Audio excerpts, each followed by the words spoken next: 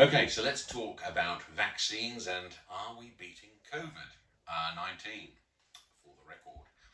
So, today we've heard that the UK has just approved the Pfizer vaccine and they're hoping to roll it out very soon in mid December 2020. So, that's very good news. Um, and obviously, other vaccines will follow, like the Moderna BioNTech one and then the Oxford University AstraZeneca one, which should be interesting.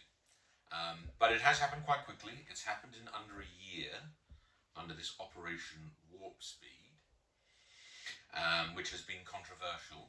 Donald Trump's been pushing it hard. And I remember news articles, even just a few months ago, telling me, well, we may never get a vaccine. It may not happen, and so on and so forth, and we've never found a vaccine for this, and we've never found a vaccine for that, so on and so forth.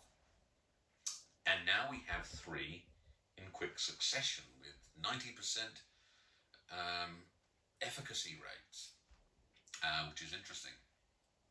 But a lot of people are concerned that it's been done hastily.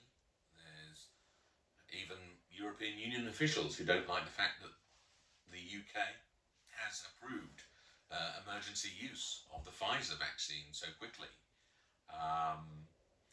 So it puts us in a whole new area of science, politicized science, so on and so forth, and that requires a podcast on its own, really, where we've got to very quickly with politicized medicine, politicized science.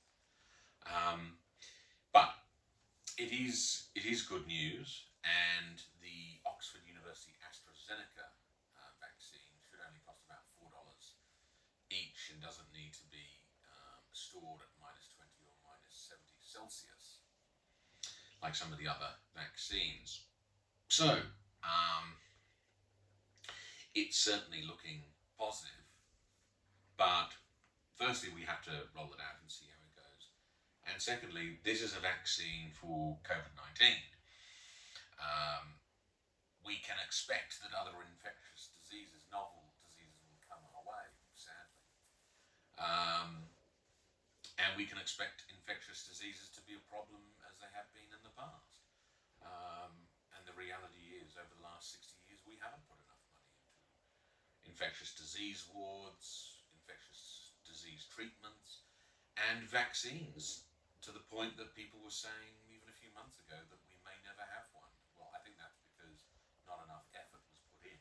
That's certainly now changing, and that will need to change in a globalized world, which I don't think we're going to give up. I mean, people want to get back to traveling in the globalized economy pretty quickly, and that's what will happen. That's what needs to happen.